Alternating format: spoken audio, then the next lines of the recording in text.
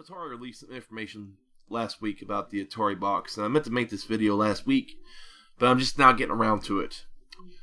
So, as soon as I had heard that Atari was making a new system, a flood of nostalgia washed over me.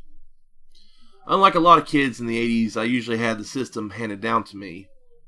So when the Nintendo was partially through its initial run, I was still playing the Atari 2600. I could not wait to get home almost every day and play it. To me, nothing was better.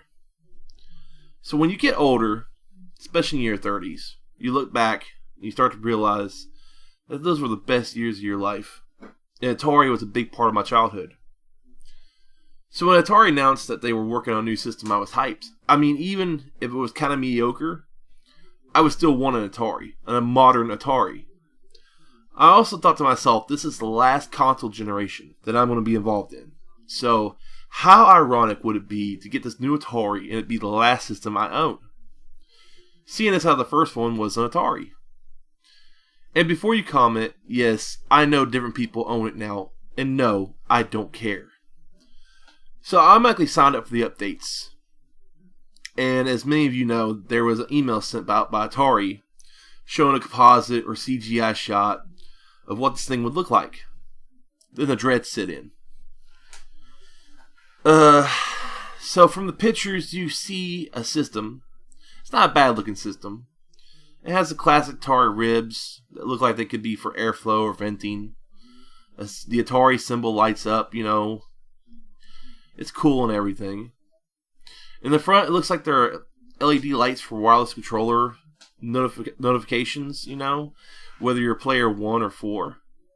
You know, player 1, 2, or 3, or 4. But where's the CD drive? Most systems these days, besides maybe my Steam box, have a CD drive.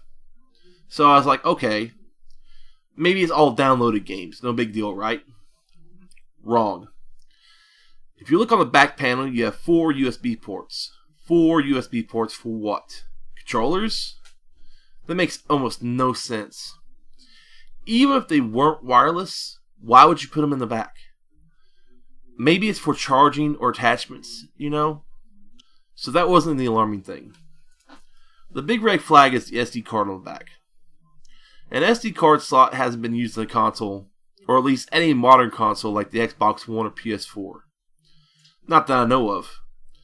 So this started to make me think this isn't going to be a modern console. Maybe closer to a Switch. Maybe people are saying, there are rumors flying around that it's more like an Android-based system. Which is kind of why I wanted to wait and see to make this video. You know, I don't like speculating on rumor. Like it would run a modified version of Android and play games on that platform, which would be really disappointing to me. I mean, even making it low to medium gaming rig and an Atari Box would be better than an Android-based system. Another big red flag is that I'm reading articles about them being crowdfunded. Like the UA or the Coleco Chameleon. And if you guys don't know about either one of those, one was a failed Android-based console, and the other one was supposed to be a retro gaming system that had been molded to look like an Atari Jaguar.